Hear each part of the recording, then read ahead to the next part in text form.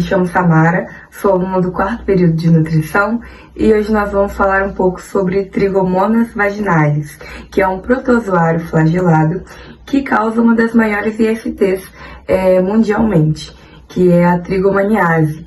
A trigomoniase ela acomete tanto homens quanto mulheres, mas normalmente os sintomas são mais aparentes nas mulheres. Quando não tratado, ela pode sim causar outros males, como vaginite, e aumentar a possibilidade de infecção com outras ISTs, como o HIV, a gonorreia e o HPV. Agora vamos falar um pouco sobre o ciclo de vida do Trigomonas vaginalis. Ele possui uma forma morfológica única e significa que ele não possui a forma cística, apenas a forma de trofozoito. A morfologia do trofozoito é bastante variável, já que ele pode ter o formato elipsoide, piriforme e também oval. Ele possui 4 flagelos e esses flagelos são anteriores e são livres, que possibilitam a movimentação do parasito pelo hospedeiro na procura de lugares com aderência. A colonização e a transmissão se dá pela melhor adaptação do parasito em lugares com baixa tensão de oxigênio, com pH de 5 a 7,5 e temperaturas de 20 a 40 graus. Em mulheres saudáveis, o pH da vagina normalmente é de 3,8 a 4,4, devido à fabricação de ácido láctico pelas bactérias, tornando assim um ambiente mais hostil para o parasito. Nos homens, os trofozoítos são encontrados na uretra, no epidídimo e também na próstata. Eles se fixam às células epiteliais, causando lesões seguidas de inflamações e transmissão epidérmico-inguinal. Os seres humanos, eles são os únicos hospedeiros naturais do Trigomonas vaginalis. O trofozoito ele é transmitido na relação sexual desprotegida e também pode ocorrer pela transmissão não sexual, de uma forma bem mais rara, onde o parasito ele é passado pela água de banho em instalações sanitárias, como em duchas higiênicas, pias e também em vasos sanitários. As gestantes infectadas pelos parasitos, elas, assim, quando são assintomáticas, elas podem sim transmitir essa infecção para o seu bebê, para o seu recém-nascido. A reprodução é assexuada por ficção binária, em ambientes adequados, úmidos e anaeróbios. O protozoário ele se reproduz assexuadamente por mitose fechada.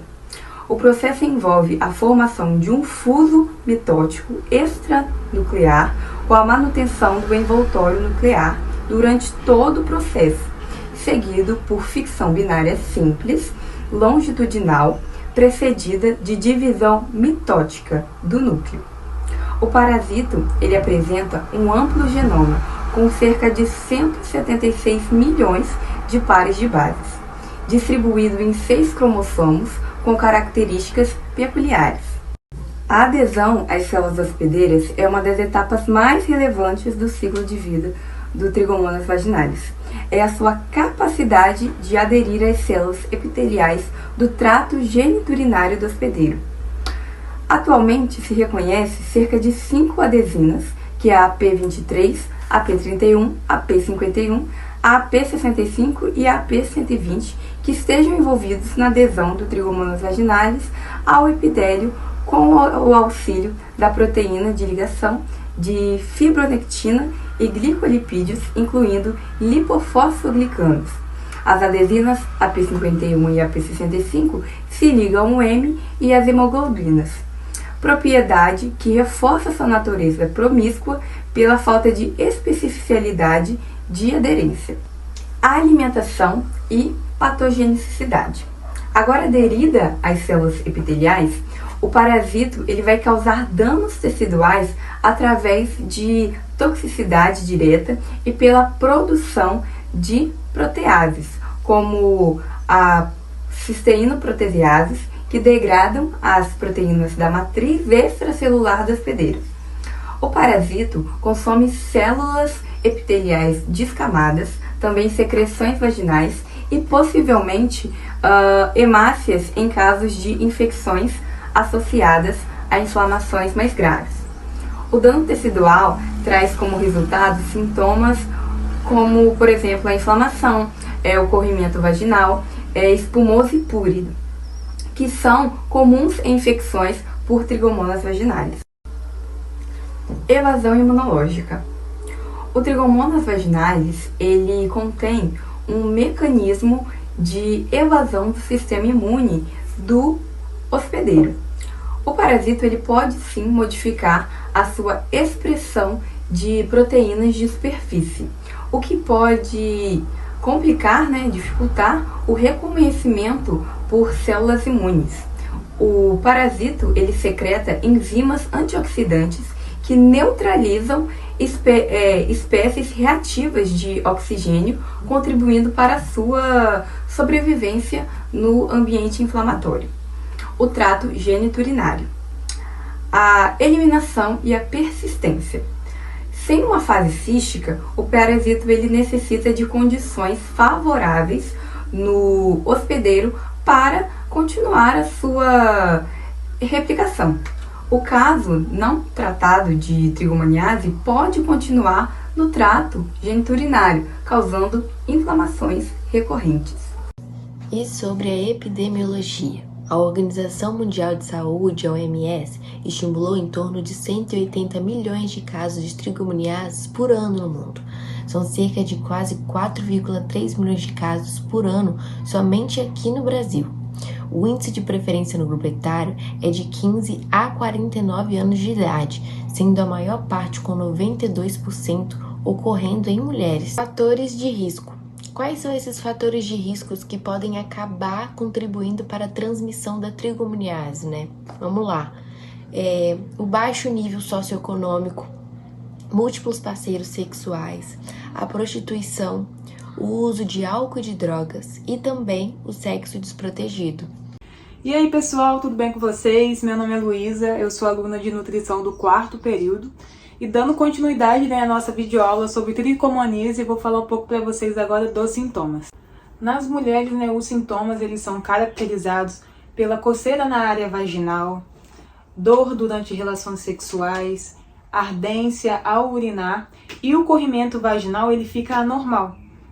Então assim, se o corrimento apresentar uma cor mais amarelada, esverdeada e com uma textura mais bolhosa, pode ser um alerta de tricomoníase. Além disso, em casos mais graves, a tricomoníase ela pode apresentar vaginite, que é uma inflamação mais severa.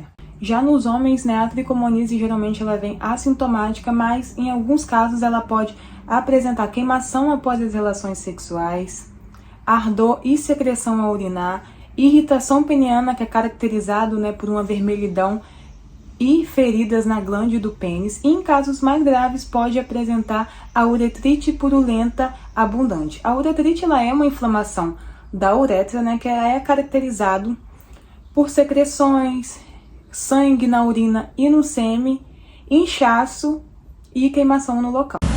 Oi, eu sou a Maria e eu vou falar um pouquinho sobre a fisiopatogenia do tricomonas vaginalis. Bom, o tricomonas vaginalis ele coloniza principalmente o epitélio escamoso do trato geniturinário.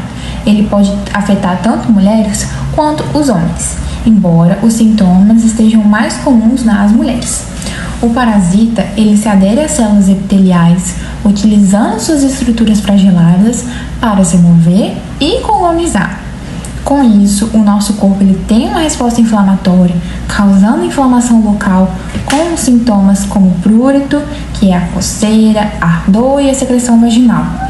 Isso é nas mulheres, E uretral nos homens.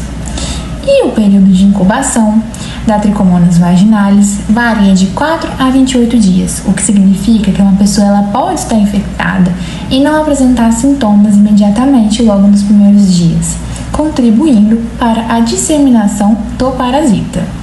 Voltei pessoal, agora eu vou falar um pouco para vocês de como é feito o diagnóstico da tricomoníase. Bom, inicialmente o médico ele pode fazer alguns exames clínicos, para poder identificar a tricomoníase.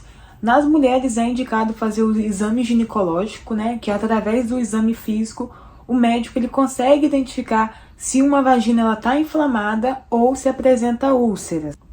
Mas para confirmar a presença da infecção por tricomoníase é indicado uma série de exames laboratoriais. Nas mulheres é indicado o teste de amplificação de ácidos nucleicos, que detecta a presença de DNA e RNA de agentes infecciosos. O exame microscópico, além de identificar a tricomoníase, ele também é capaz de identificar a vaginose bacteriana, já que as duas apresentam sintomas semelhantes. O exame microscópico ele é realizado a partir de uma amostra do corrimento vaginal, onde é medido o seu pH e detecta se há presença de tricomoníase ou não. Temos também um teste, que ele é um trava-língua, que é o teste imunomatográfico. Ele é um tipo de teste rápido, que é capaz de identificar agentes infecciosos através de uma associação a anticorpos. Os únicos exames laboratoriais capazes de identificar a presença do Trichomonas vaginalis em homens é a coleta da urina e o suave uretral. O suave uretral ele é realizado com o suave estéreo, que ele é introduzido no canal da uretra, onde é retirado uma amostra. E para realizar essa coleta, o paciente ele deve pelo menos ficar 2 horas sem urinar antes da coleta. E para realizar a coleta da urina, o paciente deve ficar pelo menos 1 hora sem urinar antes da coleta. Bom, e falando aqui um pouquinho sobre as profilaxias, que consistem em prevenção e medidas de contenção para evitar doenças, a gente não pode deixar de falar sobre a mais importante de todas, que é o uso de preservativo. Sendo que a gente é necessário usar durante o sexo oral, anal ou genital. Lembrando que a camisinha existe para ambos os sexos, tanto para o sexo feminino e para o sexo masculino. E ela é oferecida pelo SUS, então é gratuita. Outra profilaxia que é muito importante é evitar a troca de parceiros sexuais, visto que muitas vezes as pessoas não sabem que tem IST e praticam relações sexuais sem preservativo, ou se tiver muitos parceiros, usar o preservativo. Também é importante higienizar adequadamente roupas íntimas e brinquedos sexuais após o uso, tá bom? Outra profilaxia muito importante é fazer testes para tricomoníase e outras IST, principalmente se você tiver relação sexual sem preservativo. Além disso, mas não menos importante, é necessário também fazer visitas periódicas ao ginecologista e ao urologista. E também é oferecida pelo SUS, então é gratuito. Então é isso. É isso, pessoal. Essa foi nossa primeira videoaula. Espero que vocês tenham gostado e aprendido algo sobre esse parasito. Até a próxima e obrigada!